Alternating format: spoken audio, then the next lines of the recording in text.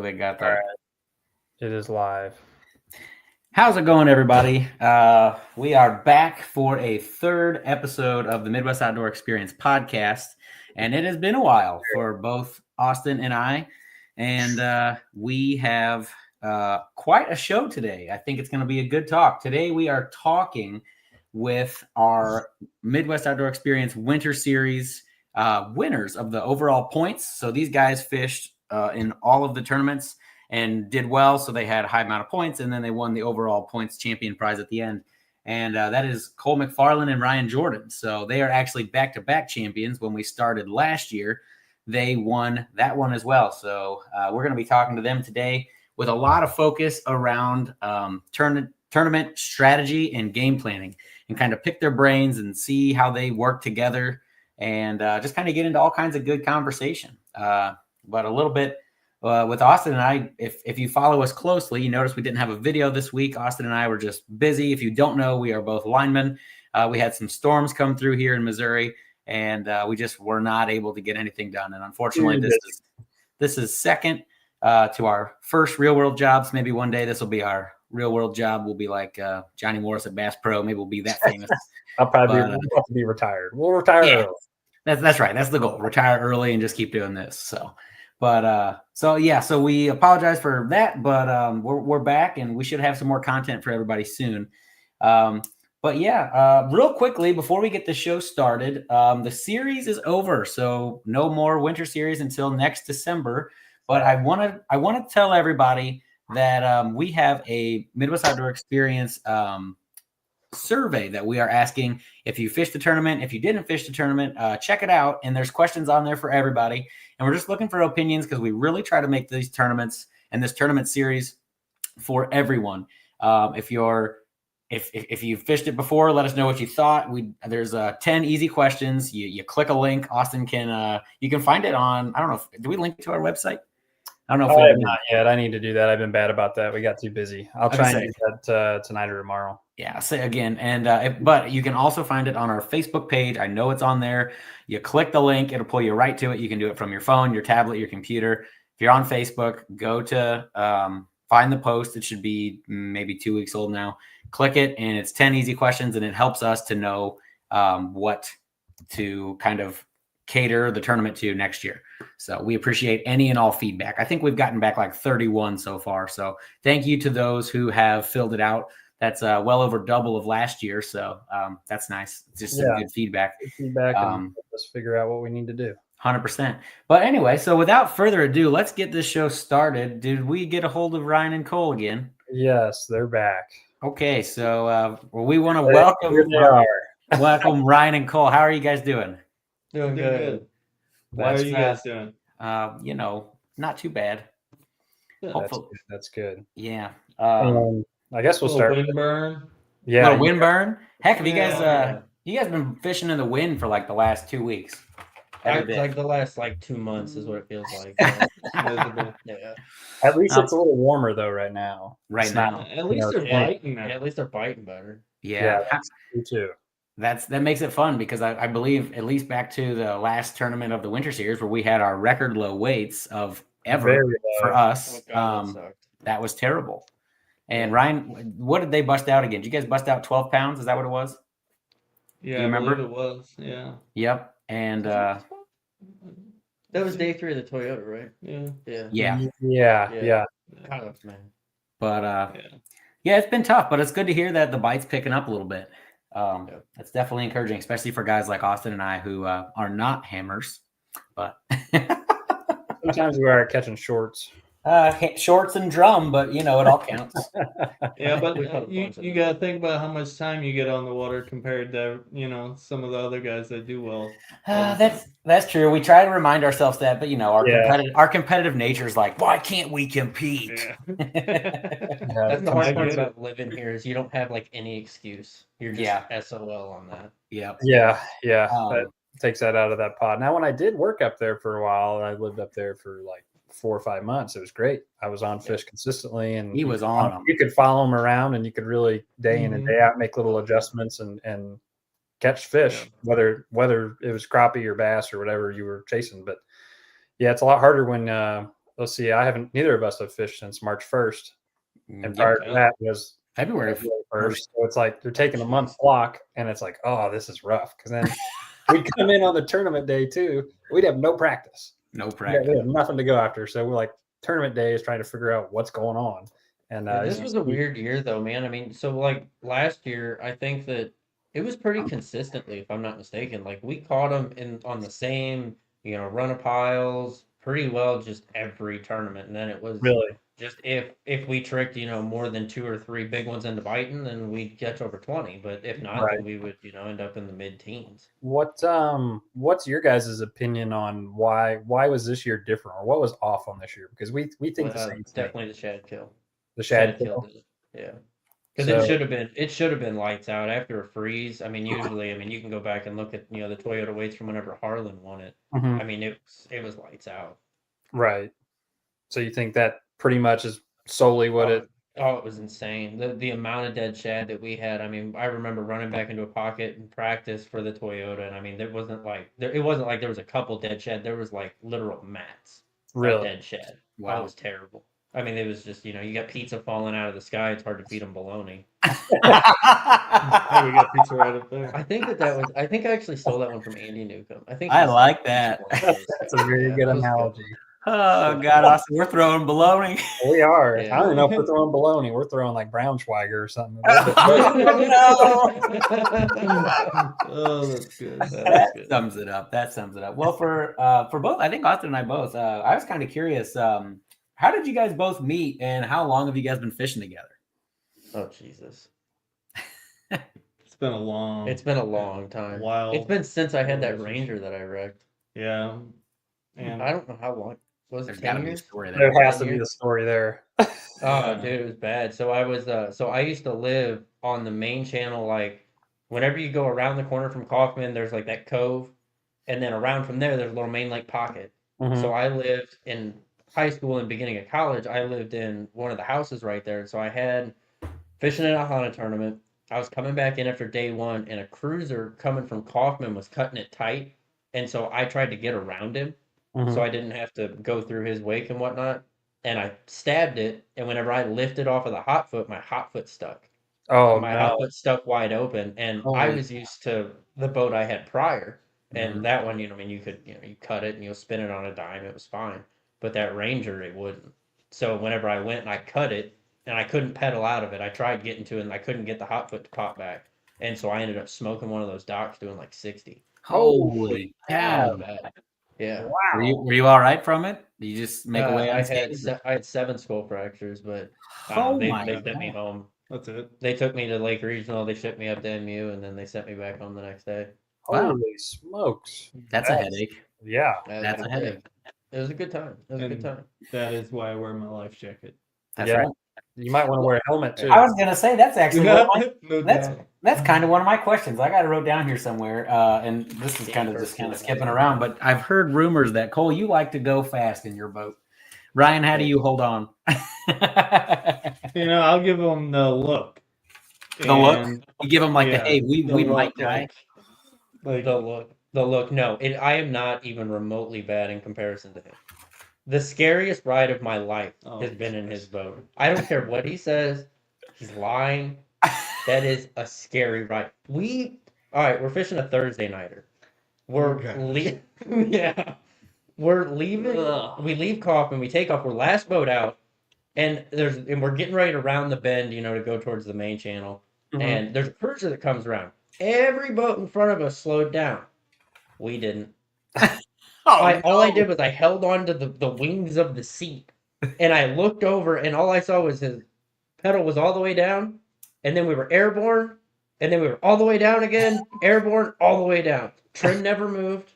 We never slowed down. We hit the main lake. His trolling motor deployed, doing 60. Is this a roast or a podcast? It can be both. I got up. I put the trolling motor back up. We went to where we were trying to go. Stopped. Caught 17 pounds, and we won it by 5. Nice. And we had no net. We should have had. We've been there. We've been there. Yeah, we've all been there. Yeah, like It second seems cast be a lot of boat be a lot of fun flipping. to fish with. Similar to us, just better at catching fish. I was gonna say they resemble me and you, Austin, constantly bashing each other of who's better and who's not. For sure. And anybody can have a good day. I'm sure you guys are the same way. Somebody has an off day, and you're like, "Well, I got the team on my back." Yesterday we had a limit in like the first, I don't know, hour. Must be And nice. I don't know that I had a single one. And I said, all right. I said, well, this is just the Ryan Jordan show. I'm just the net guy.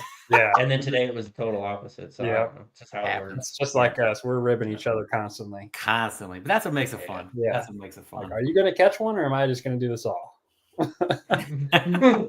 say it all the time. It's your turn. That's funny. It'll humble you real quick the next time.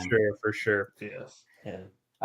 Okay, well, let's kind of get into some of these, talking a little bit around tournaments a little bit. So, how important is it to you guys to pre-fish before a tournament? Are you guys like super focused on it, or like you got to make sure at least one of you get out there if you're fishing a buddy tournament?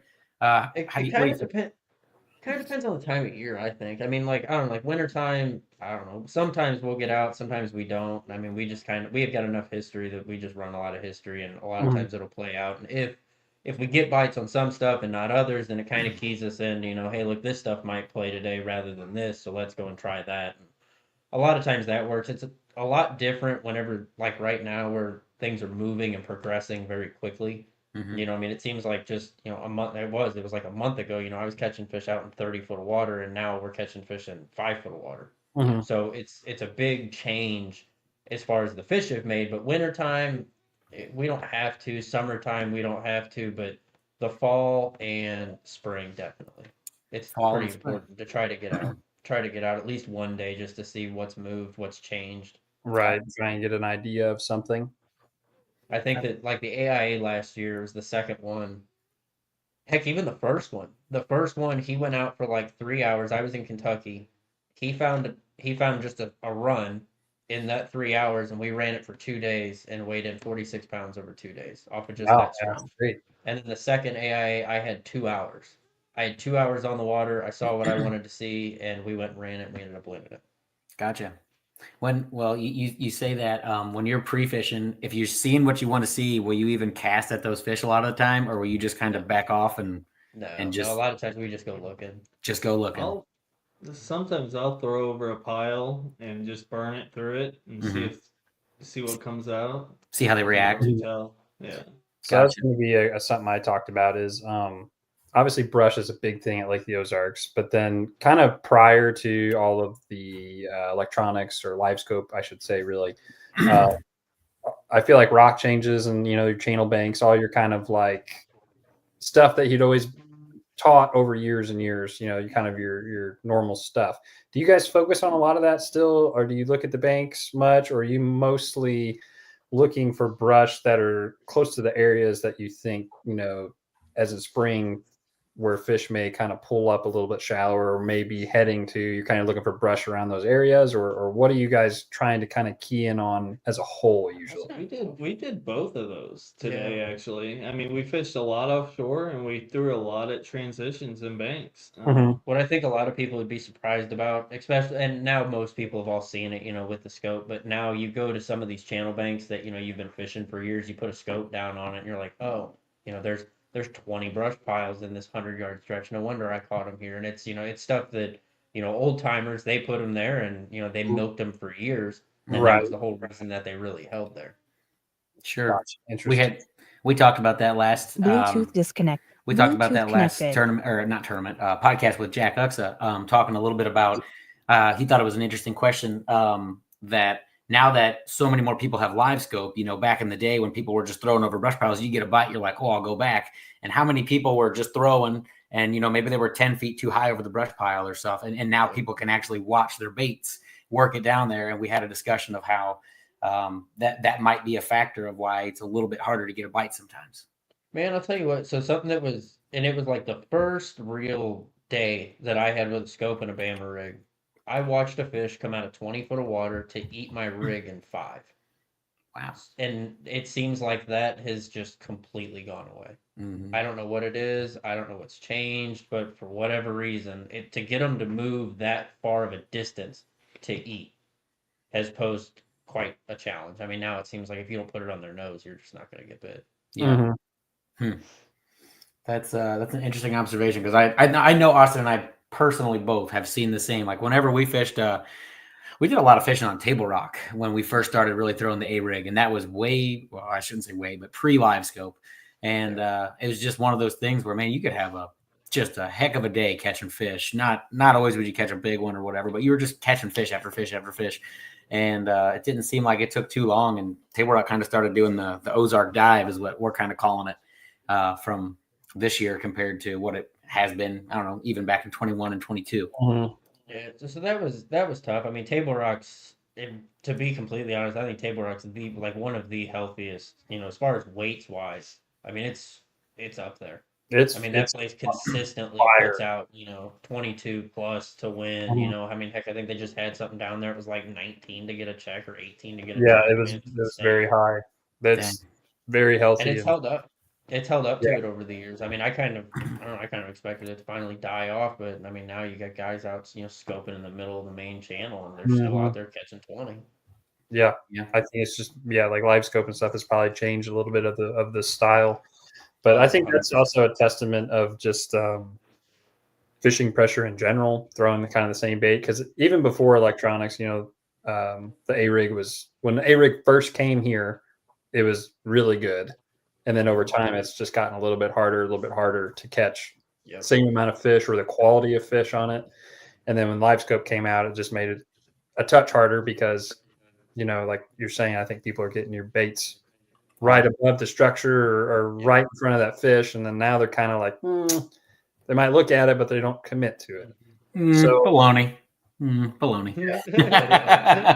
So when you guys are fishing, let's just say we're fishing in the wintertime or even the springtime, and you're going over a little bit deeper brush or something with that A rig, and you're getting, there's fish down there in the pile. You can see them. They're kind of turning, looking at your bait, but they're not really interested. Do you guys just move on from that? Do you have different variations of A rigs? What do you change, or do you just leave those fish alone? Yeah, usually you have to yell at them first. You have to yell at the scope to yell at the fish. Nice. I'm doing that first. You have to give them like 3 casts, and you have to yell at them in each individual cast. But yeah, after 2 or 3 casts, if they don't go, then we just keep moving. You just keep moving. That's a good. I definitely had that wrote down somewhere. I was going to ask, how long are you spending on a spot before moving to a new spot? So 2 or 3 casts, and a lot of times, I mean, a lot of stuff that we have, like it's strings of piles. It's not necessarily just one. We might have 5 or 6 in 50 or 100-yard stretch. Sure. A lot of times we'll just bounce from one to the next to the next to the next, and then we'll get up and roll. Yeah. Now, here's a question leading into the piles a little bit too. On average, on a day that you would consider that you hit a lot of spots or a lot of piles, how many piles do you think you fish? Jeez. In an 8-hour tournament or a 12? 8. Probably 100. 100 close. Austin, we're shortchanging ourselves. We need more piles. We need more piles. That's the end of the podcast. We are going to go cut some brush. Realistically, whenever we fish in the wintertime, unless we see, like a school, like a little lot of them that are pushed up on the bank or whatever for some reason, we're throwing at a brush pile if we're going to make a cast. Yeah. Unless there's something there that's going to congregate them, we don't. Right. You're not just fishing down the bank. You're not really looking at docks too much or focused on docks unless there's a brush pile there. Exactly. Gotcha. So that's now. How much will you ever, or how much do you ever just blank fish? Or are you always watching your electronic? You're watching your scope. And in the winter, and I say that, like we were talking about, yesterday was the Ryan Jordan show. I was up front, and as a matter of fact, I think I netted most of those fish from the back of the boat. So he was blind casting just about all of them while I was up there staring at the dang screen. Yeah. But for the most part in the wintertime, we're consistently using it. But past that, we don't use it much. Really? Summertime, we might use it a little bit if there's like something offshore brush. But a lot of times it's really just to know how deep we are because we know, the points that we're fishing and things like that. Right. I think Austin said something about a winter tournament. In the wintertime, I know we're kind of transitioning into spring here rather quickly, but what is your go-to search bait when you're searching for a fish in the wintertime? Are you trying to A-rig first? You throwing more of a finesse jerk bait? What's your go-to? Both of you. No, so, and I think I can speak for both of us on that one. We stick to a Bama rig mainly because we can cover a bunch of water with it. It's really tough whenever you're throwing a stick bait, and we've all done it. Throwing a stick bait down in 20 foot of water, that is a job. Yeah, It takes a lot of time. It's hard to fish 100 piles with a 20 down 20 feet. I'll tell you what. I think I was mad enough at it today that I threatened to throw my jerkbait rod on the bank and leave it. And leave it. Now, we do know, Cole, you are a big fan of the Ned rig. So, hey. Ryan, if you open a bin in Cole's boat, how many Ned rigs are you going to find? How many boxes? 2, 3? What's a Ned rig? Oh my God. Everybody's a hater. Hey, I've probably got like on a 4 Ned rig. heads. I've probably got like 4 Ned heads. I don't know if I have any Ned rig plastics. That's all right. You don't need one. Sinkers. I guess if you put Senko, cut it in half. I got 2 of them. See, perfect. Yeah. Man, I actually threw it a lot, like on Kentucky, down at Grand. I mean, it seems like everywhere else I go, I'll throw it, but here I refuse to pick it up. I hate picking up a spin piece in general, but I think he brings that up because I think you sent me something on Facebook one day, and you were like, "Throw a jig like a man," and I was like, "Oh, I've been defeated." Good. How often do you guys do you like to throw jigs and stuff in piles when you slow down a little bit, or are you guys really I did that today. I did it quite a bit today and didn't catch anything, but really, yeah, I almost cut his jig off and threw it in the lake because I was sick of stopping. That's how Austin feels with me and my Ned rig, because it's not uncommon for me to lose about 10 in a day. So you just got to be ready. I keep going to get them unstuck. I'm just like, pink. All right, tie it up. I keep about 10 on the deck, and we're ready to go. Oh, there you go. You have 10? Yeah. I'm trying to think about 10 spinning rods. No, I don't have that. I have one spinning rod, and I retie every time. Yeah, no, I have one spin piece. Nice. But as far as, in the winter time, at least, we don't, we won't stop and throw a jig in it, but just about every other time of year we will. You will, yeah. We talked about rods. I saw in my questions. How many rods do you guys typically have on your deck for a tournament? For what time of year? Yeah, for a winter tournament? Let's go through the seasons. How about wintertime? 1 or 2. A piece? Yeah, probably 2. 2. Probably, obviously, a rig jerkbait. Yeah, or 2 Bama rigs, depending on how they're eating it. Smart. Okay. What about springtime? What are you doing for that? God, that's smorgasbord. Rock crawler, jerkbait, jig, A-rig, mag draft, spinnerbait. Yeah. Man, you guys are loaded on springtime. What? How do you decide what to choose or how to start? You just from pre-fishing, because like you guys talked about pre-fishing the day before. That just running with your gut. Running with your gut. Depends on the weather. What's your confident spring bait? Both of you. Like you're gonna catch a big one in spring. What are you throwing? Are they spawning yet or not spawning? We'll say pre-spawn still. Spinnerbait. Yeah, spinnerbait. Spinnerbait or a rock crawler. One of the two. I kind of like a rock crawler. I'm a rock crawler person myself. I just like to move, and spinnerbait you can do that too, but typically if it's early enough, you got to slow it a little bit. Right. But how about summertime? What's summer look like for you guys? Is it kind of back off again? Are they running water or no? Let's say yes, because we all love when they're running water. Oh my gosh, that's fun. Oh god, that is a blast. Big swim bait. Yeah. Spoon. Yeah. Big jig. I really wish you wouldn't have said spoon. That's kind of hush hush stuff. Got him, Austin. We got him. I've got plenty of spoons. Yeah, Yep. Good luck. They all sit in my box. You catch a lot of catfish. You catch a lot of catfish. Really? That'd be fun anyway. Better than a drum. Yeah, that's pretty much it. 1 ounce jig, big swim bait. Yeah. Yeah. Nice. Good. And fall, kind of does it go back a little bit? In the fall, whenever they've slid back, I really like to skip a shaky head. Really like to. And I'll throw a big shaky head when they're running water too. Yeah, sure. With like one of those cut tail worms. Yeah. Yeah. And it catches them.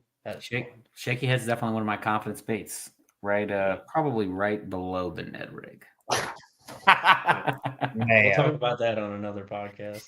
Oh gosh, I know. About Ned rigs. That's all right. Everybody can tear me up. I don't care. I know what I am. That's all that matters. That's right. So let's lead into like maybe spring just a little bit fishing as far as that goes. We'll start with the rock crawlers. You like to throw rock crawler. Is there a specific part of the lake that you like to crank or throw that at? Like, would you prefer the glaze area or up the Crabboy area? Are you looking for spots, I should say, with less docks or Less docks? Yeah, definitely less docks. Less It's really docks. the glazed area, and then up towards like the Nianguas. And do you ever fish it in areas with more docks or not? Not really with the rock crawler. It's too hard to keep it in the strike zone. Yeah, I agree with that. I just was curious if you guys ever had any luck doing that, because I feel like I primarily fish the lower end, and it's not nearly as good if I can't get away from the docks. Yeah. Let's see here. I gotta ask, kind of back to more tournament information real quick. Of how many tournaments do you guys average in a year? I know you guys are hitting a lot of tournaments. Oh Jesus, that's a tough question. Are you guys like, I don't know, one weekend a month? 75 tournaments a year? Probably. I mean, I'm thinking it's usually one a weekend at least, and then a lot of times we'll fish 2 in a weekend if we can. So I'm gonna say 75-ish. Or we fish 2 in one day. We've done that a couple times. Oh yeah. Are you just in both tournaments at the same time, and then you just nice? Yeah, we did that. Was it last weekend? 2 weekends ago? Yeah, we fished Bass World and Just Fish on Sunday. That's cool. Double down. Yeah. Did it go well? Yeah, we took third in both of them. Nice. Very nice. Let's see what else I got here. What's for both of you? I'd like to hear both of your opinions. I'm sure they're pretty much the same because you guys are pretty linked up. What's your ideal conditions for tournament day? That really depends on time of year too. Right now, I really like a little bit of wind, but not too much. 10 mile an hour wind and sun. and full sun. Yeah. Hmm. Yeah, I don't know what it is. It seemed to be, like everybody used to say, oh, they bite good on cloudy days, like, even smallmouth fishing. They say, oh, they bite really good on cloudy days. I don't know what it is. It seems like I only catch them whenever the sun's out.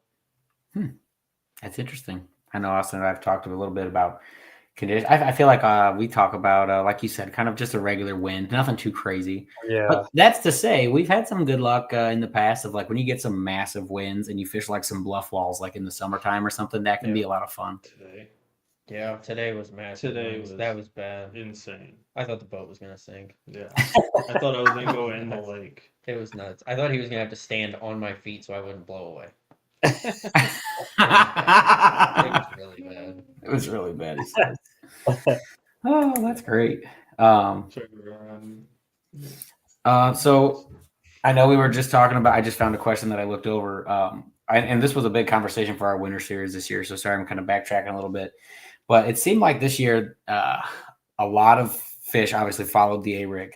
And you guys were consistently, I think maybe one tournament you guys said you did it all on a jerkbait, if I remember correctly. But a lot of times, what are you guys doing to get those followers to commit to is it like a twitch? Is it a change in colors all day? What's your advice on that? No, we stick to pretty much the same program. We just hit same program. Many more piles. Yeah, you hit 150 more active piles fish, and you can spend 20 minutes, trying to get one fish to bite, or you can run 2 or 3 more piles in that time and might catch one. So you guys are more just quantity over. Oh, absolutely. Trying to finesse the fish, and you're just going to keep jamming and jamming, trying to. No. Unless we did have that one last year. Yeah, unless they're really acting like they want to do it, I mean, sometimes they'll run up and they'll just nip at it, and then sometimes they'll do circles around it and completely miss it. So those are the fish you want to spend a little bit more time on, rather than the ones that just meander. Yeah, meander's the word. They just want to trail 100 yards behind your bait. And, wave to you. We did have one last year that, and this is complete honesty. We sat on the same pile, and I worked the same fish for like 30 minutes, and I finally got it to bite, and it was like a 5.5. It ended up being a big one for the day. Nice. But that was like the longest time I've ever spent on Really? one fish, just staring at the scope. Interesting. Wow. What kept you there? Just because you knew it was big? I kept watching it. It would come up, it would get hot on it, and then it would die off, and then finally just it kept going, and finally she screwed up. Did you just keep throwing like the same bait over it, or were you changing things up? Just the same thing? No, I kept it going. Like I kept it fast and furious. I just kept it in front of her as much as I possibly could. Wow. Eventually got her to bite. Interesting. Yeah. I can't say I've ever spent nearly that long on one particular fish. It was terrible. I think the winds were blowing like a sustained 30. Oh my gosh. I actually butted the back end of the boat up to the bank, put the power poles down so I could watch the scope. It was horrible. Nice. Yeah. That was whenever that dude sat behind us the entire time waiting for us to move. That might have been also why I stayed there a little bit longer, because I wanted to prove my point. Yeah, you're stubborn. Yeah. At any point in time in those 30 minutes, did you feel like, all right, I'm wasting my time? Or did you really have the confidence? No, we always think that until they bite, and then we're like, oh my God, we're the smartest people alive. We did it. All right. So when you guys are fishing, you find a spot or whatever, maybe you practice, maybe you didn't practice, or you have some spots with some history. You think, you can go catch some fish. Are you guys where you're basically going to put 5 of whatever size fish you can catch in the boat first, so you have that limit, and then you can kind of think or have a little pressure off you, and then go try and upgrade? Or are you guys kind of like, hey, I think I got a few spots that we might only get 5 or 6 bites, but if we get them, they're going to be the right fish? I mean, typically that's usually what we go for. If we know we can get 3 or 4, or 2 or 3 big ones somewhere, then typically it really depends on where we take off out of too, and where the spot is. I mean, that plays a huge part in it. Absolutely. That's a good question. How far, like, let's say, our tournaments are all out of Kaufman. How far do you guys go? Do you guys ever make it all the way up to the Niagara, or do you guys go the distance? No, you just stay around. It really depends on how practice goes. I mean, we've had a bunch of them that like we've had to run up to the Glades, and we've had a lot of them that we stayed within 2-3 miles of Kaufman, and others that will run down to the concrete. I mean, it really just depends on how the year's going, depends on what the fish are doing. Because sometimes the dam will get into a funk. Sometimes the dam will get into a funk, or the Glades will get into a funk, or the Grab Boys is in like a never-ending funk, in my opinion. But sometimes that's just how it goes. Yeah, that leads into the other question I had: is when you guys are practicing, are you looking for sections of the lake? Like, is that how you're kind of breaking it down? By 10-mile or 5-mile sections. In all honesty, I mean, we're kind of, I don't know. I mean, we'll run to wherever we've got to go. If we think we can go catch a big one, I'll run for an hour if I think I can catch, a couple big ones. But so with that being said, I mean, we traditionally cover, from the Glaze down to the dam. That's kind of our general area of the lake that we like. Yeah, gotcha. That's kind of where you feel the most confident, or you have that's the most. Just where we got the most information, the most history on. Right. So you just feel like you understand it a little bit better. And when you guys are fishing just a general area, even, or spot, piles, or whatever you want to call it, whether it's rock change or piles, and you are catching a lot of fish, do you feel like you're catching a mixture of keepers and shorts in the same areas, or do you feel like they're kind of segregated, where you get some piles that are loaded with shorts and some piles that'll have the keepers in? Oh, we've definitely had that. I call them daycares. Whenever we roll up on a pile that just has dinks, I call it the daycare. Yeah, it definitely happens. I call it daycare. Now, do you think you had mentioned earlier, like channel banks and stuff, that we thought, oh, it's because the rock changed through here, but maybe it's because there was all these brush piles. Do you feel like there's just different piles separated in there? Like, you get on that bank and you'll find your daycare with all the little fish, but then you go down 7 or 8 more piles and you've got a pile that's full of keepers? Yeah, we do have a couple spots like that. Yeah.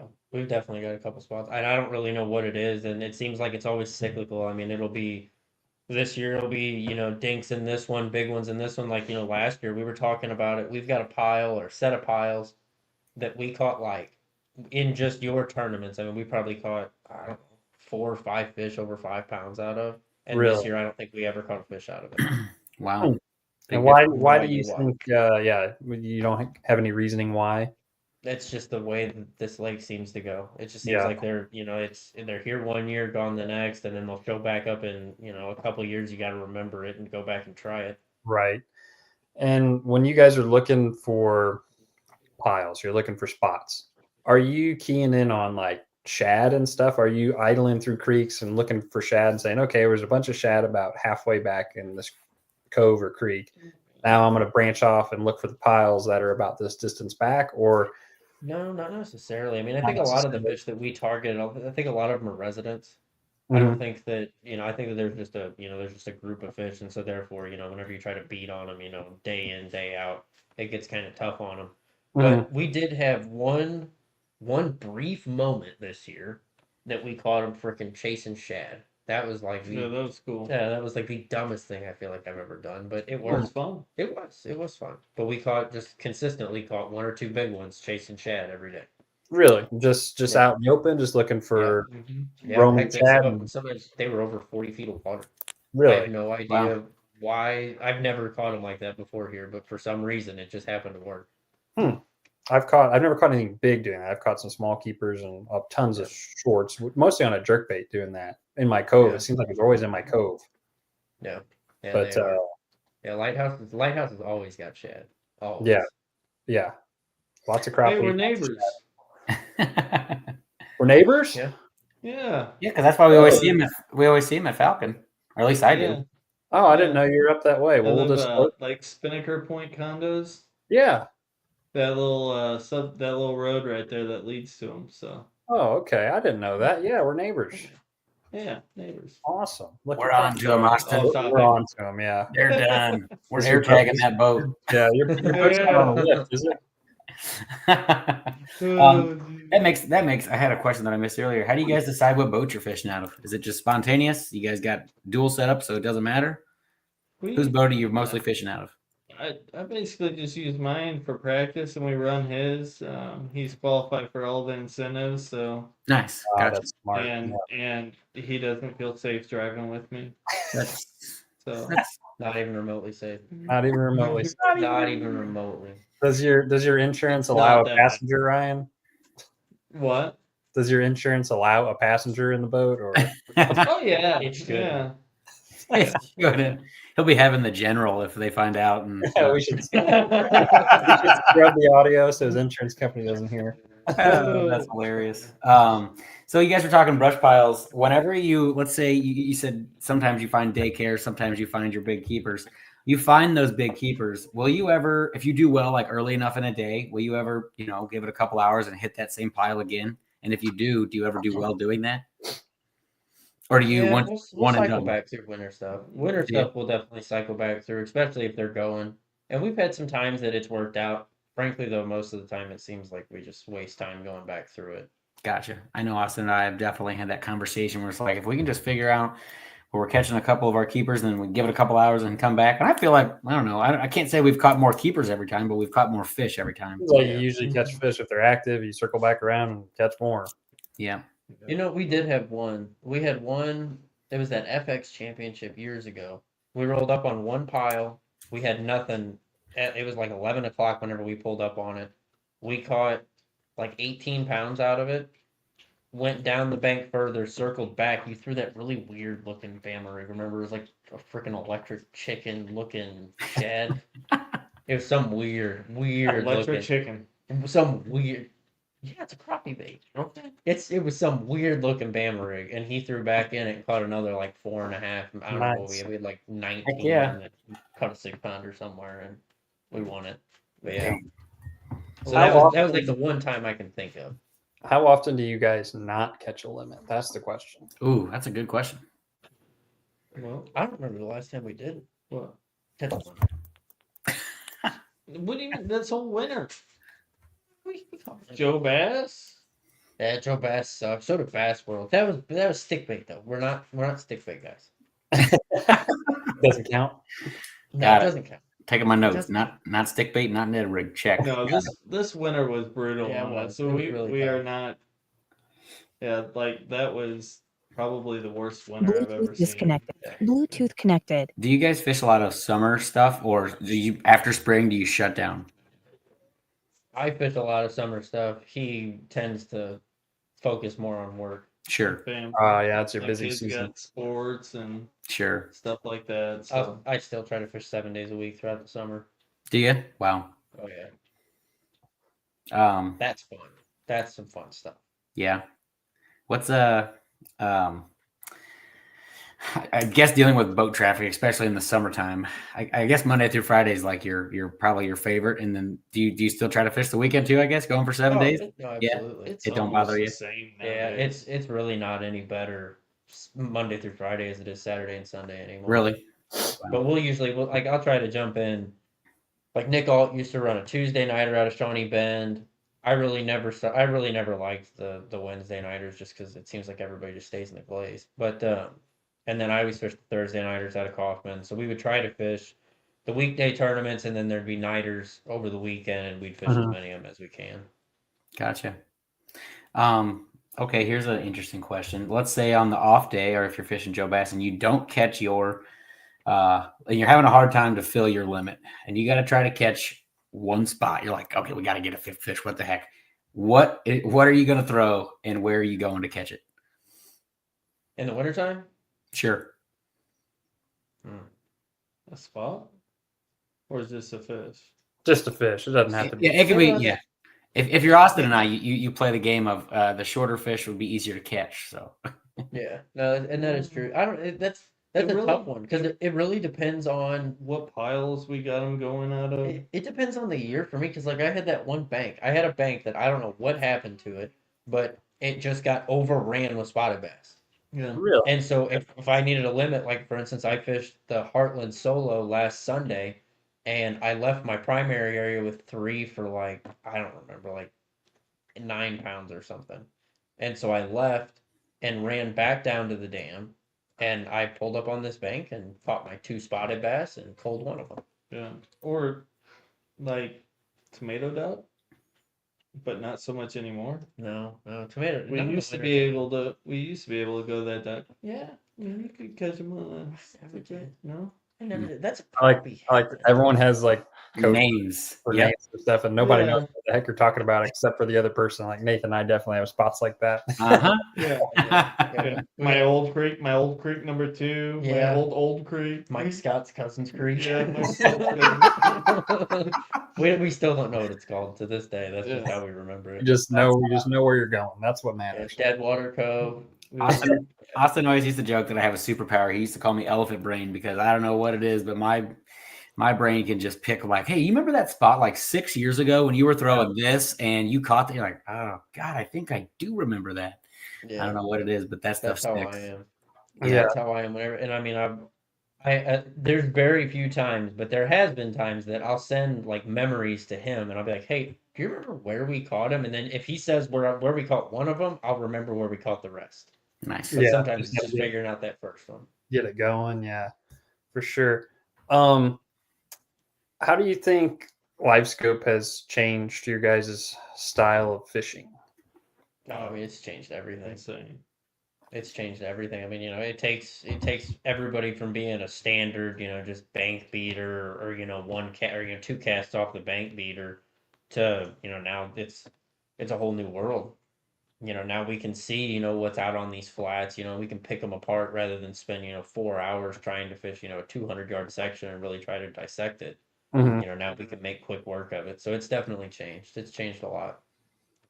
And you never realize how many fish actually look at your bait and don't eat it. Oh yeah. Yes, That's yes. the truth. Even on a day when you don't catch many fish, it seems like you still at least have fish that are coming looking at it. Yeah. But yeah, so I think that kind of answers this other question I had. But so you're fishing brush, obviously, a lot of the time. And are you just focusing on that target then, or when you get to an area that maybe has some piles, or maybe a newer area, let's pretend it's not something you've always fished. You get to a new area and you find a couple piles, you fish them. Are you kind of looking through the rest of the area looking for piles, or are you just Oh yeah, definitely in practice and stuff like that. Because I mean, at the end of the day, you know, the truth is, you know, people put piles out every day. Mhm. Yeah, so there's always something new. I mean, heck, we've got a little flat that, you know, I know the piles by heart, and we pulled up onto it one day this past winter, and I said, well, that's new, that's new. You know, somebody dropped, you know, 4 more on it, and sure enough, they held fish. Yeah. So we do, and a lot of times that's, you know, that's what we spend a lot of our practice doing. You know, we'll just put the trolling motor on high and just keep panning around until we stumble on whatever we're looking for. Do you guys ever try? Go ahead, Austin. Side scan at all for any of that, or you mostly just use live scope now because you have so much more clarity? Yeah, I just use the scope. I use the scope, expect I struggle to pick up very, very small pieces of brush with my side scan that I can see with the scope. And then I can also see, you know, the quality of fish that are in each one of those piles to see if it's worth me stopping on. Right. I agree with that. My theory of it is Ozarks has a lot of rock, obviously, and on the harder bottom, it just overpowers the brush. And a lot of times you can't even see the shadow or the pile itself because it's like not dense enough, I guess. I don't know. So because there's been years where it's like you'd side scan stuff and you're like, hey, I know there's brush here. And like you do everything on your side scan, adjust all your settings, and nothing really shows up that well or barely does, but you would never notice it if you didn't know it was there. And then you pop down your trolling motor and it's all over. Yeah. No, we've definitely ran through the same thing. But obviously, you know, back in the old days, it's all any of us did. You know, we always just sat on the console and, you know, put 400 hours a year on our motors and went with it. Right. Have you guys considered putting a live scope transducer on the rear of the boat so you can idle around and look at things faster?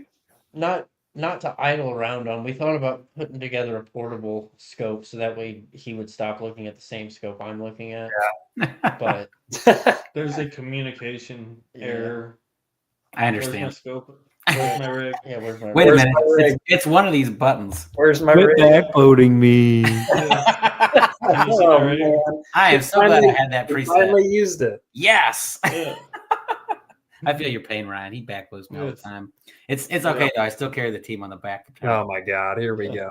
He ain't made it back to the lake. They're the exact same. Yeah, they are. You guys are the exact same. Yeah. We're fishing out of his boat next year. That way he can run the trolling motor all day. Oh, my super loud Lorenz Ghost will be great. He gives me crap. You guys will cover 4 spots all day. Hey, we'll pick those apart. Jake didn't that big. Yeah. Oh man, I can't do it. No, I'll tell you what though, man. Like, I mean, you know, fishing the Toyotas on, you know, some of these other lakes, man. I had some co-anglers flat whip me from the back of the boat with a stinking head rig. Oh, they catch them. That's for sure. It works. It works. I just don't like throwing it. Yeah.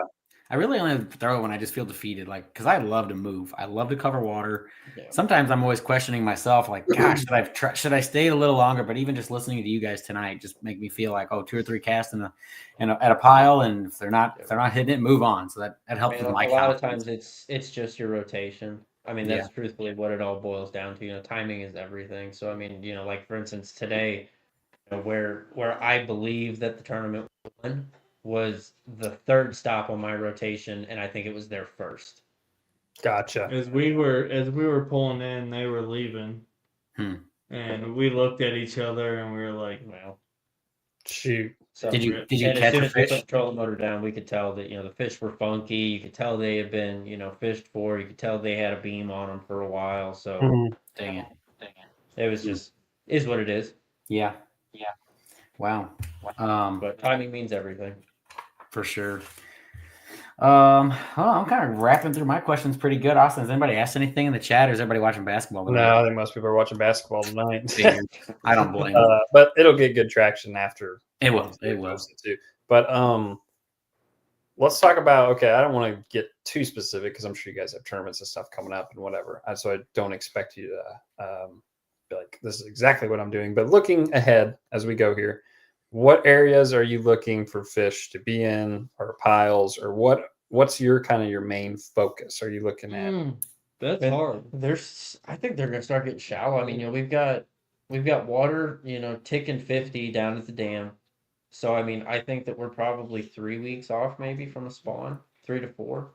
So it's time to start, really thinking about, the spawning areas and, structure back behind docks, stuff like that. So we'll probably start focusing the majority of our efforts down towards the dam.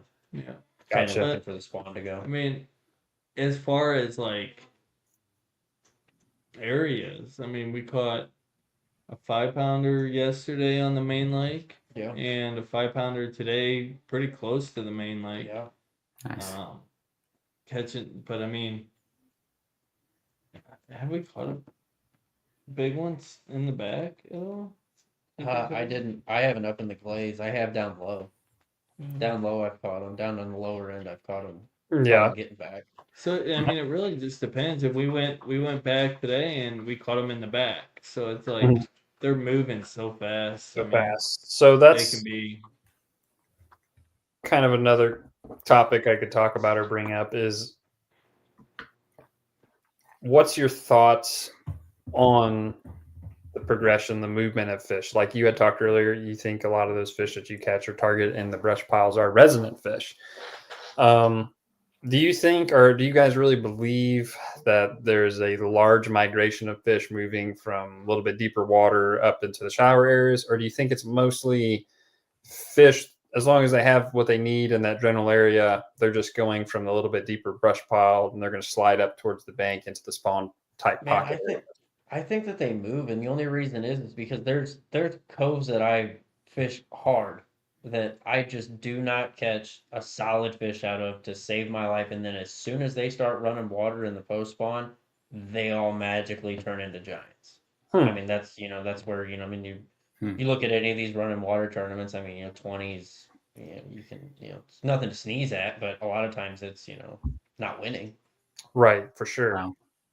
So, and for whatever reason, I do think that there is, big waves that move in and out. I think a lot of fish live on the main lake until it's time to spawn, and then I think they slide back. Interesting. So that's one way to think about that. It is. What about docks? Obviously, Lake of the Ozarks has who knows how many docks. I don't know what the number is now. How do you guys focus on docks much throughout the year, or how do you go about that? Absolutely. Yeah. Not necessarily in the wintertime so much, but fall time. Yeah, in the fall especially. Summer. Yeah. Yeah, I mean that's really the majority. Yeah. Every other time of the year except for wintertime. Yeah. We'll and do you focus on guys are you looking for, let me think here. Are you looking for docks that are more specific to locations such as secondary point, things of that nature? Or are you looking for docks that have cover such as brush underneath them? Or what's kind of your formula, I guess, for what you want to fish? It really depends on time of year. Like I've got some pockets that I'll fish whenever they're spawning, and then I won't hardly go back to them until they're spawning again the following year. Wow. Really? So it really depends. It depends on, just what stage we're in. But for the most part, we've just got little sections. We've got sections of sections, if you will, that, we have found to have, a high concentration or a high population of fish. And so that's where we'll kind of target more than anything. So I know we kind of talked a little bit. Do you keep all these straight in your head, or do you guys like write these down so you can reference years past? Because I know Austin and I try to keep a little bit of notes from years past. Or are you guys just there that much that it's like memory? Yeah, no, it's usually memory. A lot of times, and it worked really well until I threw my phone in the lake at Wheeler. We would use our photos. We'd go back in our photos and we would go to, whatever time of year we're in, especially if we're struggling, we'd go back to whatever that time of year was, in past couple of years, and we'd look at pictures and we'd remember where we caught them, or for whatever reason we had the picture. And then we would try to piece it together from there. Because I believe that time of year means more than anything. Sure. Right. Let's fast forward a little bit to the spawn or leading up to it. Let's just talk more or less kind of the spawn. And you're talking spawning pockets, spawning areas. Are you looking for the shallower, flatter stuff with the smaller rock, how much do you think the rock size actually plays into it?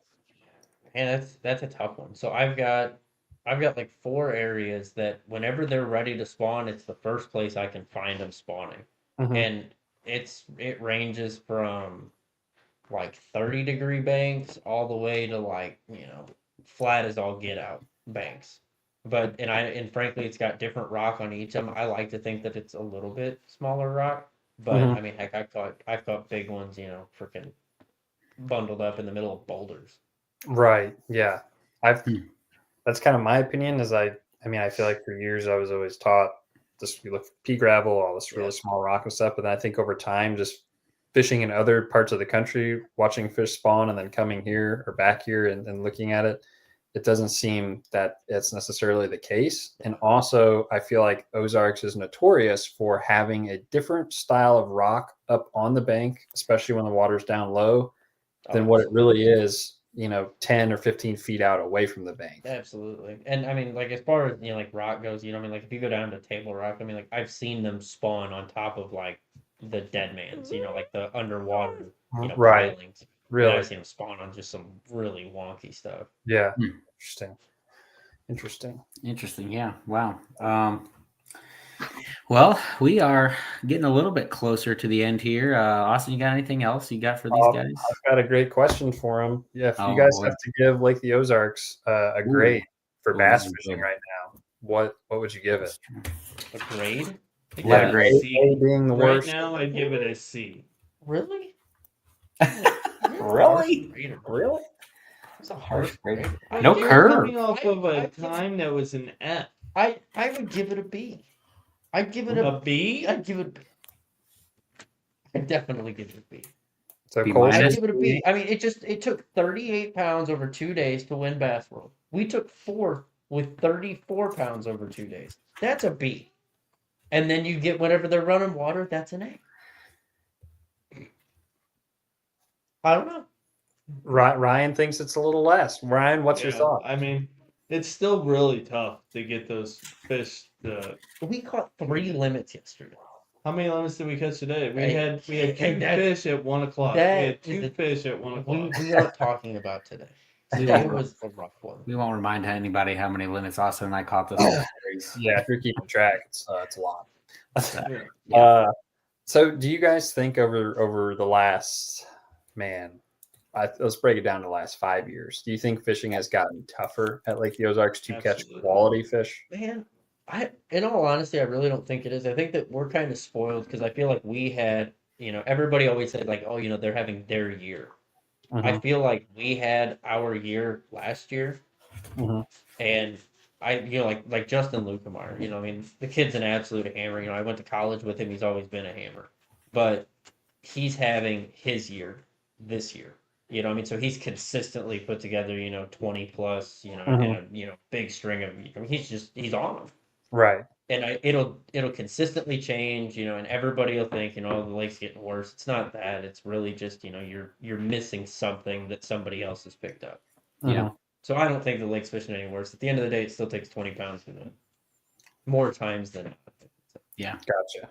I would agree with that. It does seem like every year it almost seems like there's that new person that's like, oh, they got to figure it out, and then they can do it for a while. Yep. And then when I remember whenever Corey Cook did it. I can remember whenever we did it.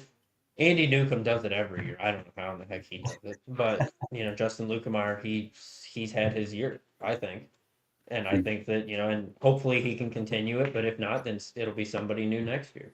Right. Yeah. It's the piece of the puzzle put together, and that's how it goes. But It'll be me again. 26 is our year, Austin. It's coming on. I don't know if 25 is the year. I'm getting progressively less and less time to fish now because of kids.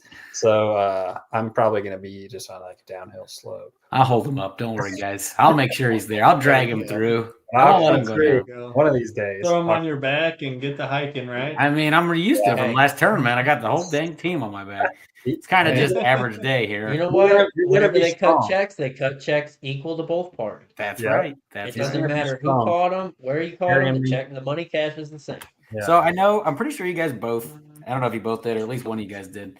What do you guys think of our series overall? Is it a good fish? Is it how do you think we do? What can we improve? It's out of Kaufman, which we really like. We really like it because it's close to home. It's close to home for us. It's out of Kaufman. It's got a good boat draw. It's got good people. It doesn't have the freaking politics that you run into with all of these other ones. You guys have an absolutely great, like as far as like the points race goes. I mean, that was super cool. No, I love everything about it. Frankly. Nice. Thank you. We appreciate it. It's an absolute blast. We make it a point to fish Midwest over your, established trails, if you will. That means a lot. Yeah, it means a lot to us. Thank you. We're trying to grow every year. We grew a lot from year 1 to year 2, and we're hoping for the same in year 3. But it's I don't know. I don't know if you guys can put any more boats out of Kaufman. I know, right? Especially was pushing it. That was pushing it. Well, we even talked about it. We're like, man, we're gonna have to launch in waves if we keep getting any more. Yeah.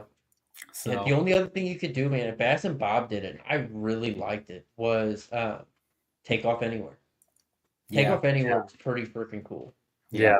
The only issue with that is the live well check. It's a little harder to do that, which would like to think everybody's honest. Yeah, we've had good luck with that so far. I mean, it takes one person and it ruins it. That'd be the only thing, but it is nice because then it simplifies it for a lot of people, Absolutely. Yeah. But absolutely. But then it also makes it tough. Like we had that one that I remember. We launched in that really nasty fog that one day, and that makes it tough because then it's lines in, and so everybody's still out running around, and you're trying to get where they're going, and it's dangerous. So I get both sides of it. Yeah, but I did think that was pretty cool that Bass and Bob did.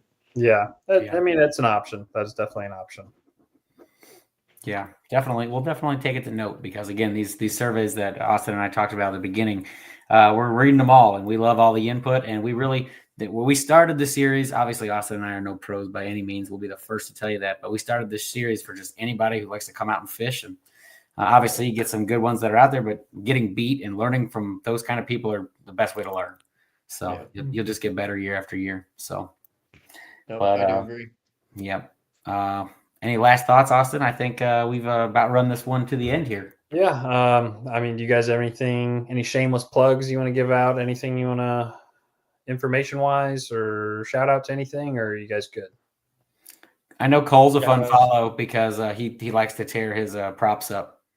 Oh God. I need freaking Mercury to sponsor me so I can get props. I said you could be a prop tester. It's like a torture tester. They just send you like a pallet of props and like, all right, get after it.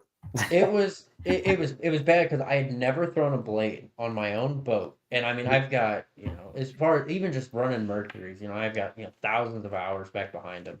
Mm-hmm. I've never thrown an ear until this year, and I threw 2 back to back. Dang, you've got luck like Steve. I'm so mad. I'm so mad. But no, we appreciate everybody that supports us. E-Factor is really, really, really doing it. E-Factor is an absolutely great company. They have a new shaky head that they are working on that I've helped them design. And it is going to be a Lake of the Ozarks killer. It great. Really is. What sizes does that come? Custom baits, as always. Nice. What size does your shaky heads come? What style of hooks in it? So they're going to come with, and it was my biggest problem that I had with just shaky heads in general was you would get these 1/4 ounce or 5/16 shaky heads, and they would have these giant hooks on them. And so the problem that I had was I couldn't throw it on a medium heavy, and that's what I wanted to throw it on. So we kind of worked together to find our way to put in a lighter wire hook. And so with doing that, now we should be able to throw them on a medium heavy. I think it's a 5/0 or a 6/0 hook. So you can hold a mag shaky head or mag trick worm on it or that style of bait without having to worry about, not having enough hook on it, something like that. Yeah. Because that's the biggest problem. And I don't know, I've lost a lot of tournaments throwing them whenever you have those little, 3/0 or even a 4/0 hook on a shaky head. A lot of times you skin hook them and stuff like that. So we like a 5/0 plus. Right. Help get that hook in there. It has a little more throat to the hook. Mm-hmm. Absolutely. Yeah, we had to. I mean, we need to probably shout out E Factor too. They're one of our primary sponsors still for the series, and just Justin in general too. Justin He also had his land agent. They do a great job. Correct. Yes, he is continued our sponsor through all the way to September. So yeah, a big shout out to Justin Swaston and his wife. Right, his wife helps run or does run E Factor. Yep, that is correct. Yep, Jessica. Mm-hmm. Yep, she's awesome too. They're overall just great people. Shout out to both of them and both companies there. But yeah, anything else you guys want to add? No. Just looking forward to next winter already. Yeah. Okay, what's it going to take tomorrow to win your tournament tomorrow? It's a 2-day deal. Okay, that's right. I'm saying probably 38. No way. 30. For both. I think it'll take 38. Oh, is he? Yeah. Yikes. You thought it was going to take like 32 pounds? Adam Boley. Adam Boley will be there, and he's been out there this week. Yeah. Ooh. And the fish are starting to bite. Big ones are showing up. By the hour. I mean, they're coming in so quick. So this is Boley's time here. You get on the right stretch of bank or the right pile or the right point. I mean, you can get right in a hurry. You can catch 20 pounds in 10 minutes. Hurry. Unless you're throwing a stick bait, then it takes 10 minutes to fight the dang thing in. Okay, well, we'll see if the prediction holds. We'll see. But otherwise, 33. I think 33. Yeah, because Sunday we only fished till 12. So. Yeah, I'm saying 33. Reduced time. Yeah, I forgot about that. So yeah, I'd probably say 14, 15 one day, 18 to 20 the next. 33. I bet somebody gets 33. Okay, I'll be watching. It's still a morning bite. We'll see. I mean, the morning bite's still better than the rest of the day. Yeah. It seems like to me. Yeah, absolutely. More fish wise. Yeah. We're about to get the Hall cans out. Yeah. Yeah, we're about to get the sock and boppers out. Please let us get rocked. Let's watch Get that. on my nerves. How about do you guys have a good send-off story? Fishing with each other? One that'll make somebody laugh. Yeah, what's the... Oh, gosh. So many of them. I know, right? I've never thrown you out of the boat, so I don't have anything for that. Almost. What about the prop? No, I've got the time. Okay. I've got the time. You're not even... I don't even know if you're going to remember this. So I was running my old Triton, and I had broke something. I don't remember what it was. And so I take it into the shop. We had to fish out of his boat. It was like October, fishing sucked, everything was just brutal. I got in his boat, we ran to, it's the trot line. That's what I'm thinking of. So he's throwing a plopper in between two docks. He hooks one, says big one. It wasn't big. So I net it. He's down in the floor messing with the net. I walk back and grab my rod and I pick up on it and my line's swimming. So I set the hook. And I'm fighting it, and I said, big one, and he said, the net is all I remember hearing, was just the net, because his plopper was stuck in it. So I ran to the front of the boat, got on the trolling motor, and this fish came up, it was about a 3.5 pounder, and it was stuck on a trot line that somebody had left hanging off of their dock. Wow. And so this fish is just laying there, and I yelled net, and he just told me, net? That's all I got. And so I kicked the trolling motor up on high, went over towards the fish. It flopped once, and shaky head came out of its mouth. And we ended up losing by like 1/2 pound, I think. And I think our small one was like a 2-pounder. Heartbreaker series. What about that time you made me practice my yoga? Oh God! This was even better. All right, so we fished 2 tournaments in the same day. We fished a Bass World and a USA Bassin. And it was in the fall. It was topwater season. And I told him, I said, if we win on Saturday, we'll fish both on Sunday. Well, we won Saturday. So I said, let's run down to the dam. I've got this one stretch that they're on. They were not. It sucked. Weigh-in was at 2:30 for Bass World. So that's when we had to be back. At like 1 o'clock, we had 2 fish. And I want to say one of them was a little bitty KY. So we run back towards takeoff. We pull up on a bank. We catch 2 4.5 pounders back to back, and I think we had like 11 or 12 pounds. And I said, one more stop. It's 12:15. We had 15 minutes for weigh-in. Pull up on a dock, and it was 2:15. It was like the walkway, and then it had a cable, and then another cable. And so I threw my plopper over all 3 cables to get it underneath the walkway. And the tail plopped like twice, and one ate it. And I leaned, and all I said is, I got him. And so I'm keeping it tight. He grabs the net. I don't know how far from the boat. I mean, it had to have been like 15 feet, it felt like. And so I had to get on the trolling motor, kick the trolling motor on high to run it into the cable. He had to grab the far cable to pull us even closer, and then he was able to net the fish. He couldn't get up, so he had to hand me the net behind his back. And finally, we were able to get him up, and we ended up winning both of them. Nice. That's we ended up winning both tournaments. And we caught all of them, and it just goes to show. I mean, you get your timing right, it can happen quick. We had 3 big ones in the span of 10 minutes. That's the best in the fall too. I feel like it's the best on top water. Oh yeah, it was a blast. And I don't know, we missed that boat this year, but that was probably one of the best because he thought he was gonna die. Yeah, I was literally laying on top of water. Yeah, looking down. But he kept knees down in the boat. We were all legal on it. All legal, didn't have baby. to get out of the boat, but it did fly.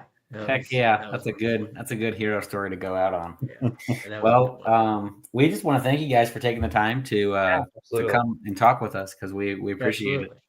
Absolutely. We'll wish you guys good luck for the spring and then obviously the summer, and we'll see you again next winter and in between whenever you catch us up at the lake. But Ryan's my neighbor. I go visit him. Yep. You just come over and hang out, Get him to give you some of those spots. Dang it. I'll work on it. Yeah. Cole's gonna take the graph off my boat. No, look, you can go through. I don't know what waypoints he's got. I don't even know if he has a waypoint. I truly don't. You have waypoints? I don't know if you do. I just imagine both your guys' graphs are just there's so much going on that you're like it wouldn't even help anybody. You're like, it's just it's all here, Yep. Yeah, and a lot of times I'll make a waypoint where I think I should put a pile, so I don't have any freaking clue. I don't change the icons. I fish like practicing for the Toyota. I mean, I put waypoints everywhere. I have no idea. I've got thousands, and I don't know what half of them are. That's awesome. That's great. But yes, again, thank you guys so much. We're gonna wrap this thing up and put a bow on it. So. All right. Until next time, we hope everybody's enjoyed the show. We'll be having another one in April, and not sure on the guest yet, not sure the topic, but tune in, watch our social medias for advertisement of the next podcast. If you want to catch it live, if you catch it recorded, that's cool too. It'll be on our YouTube channel, and we will see you in the next one. Yep. See you on the next one, guys. Thank you very much. All right. Thank you, guys. You guys have a good night. You too. Uh-huh.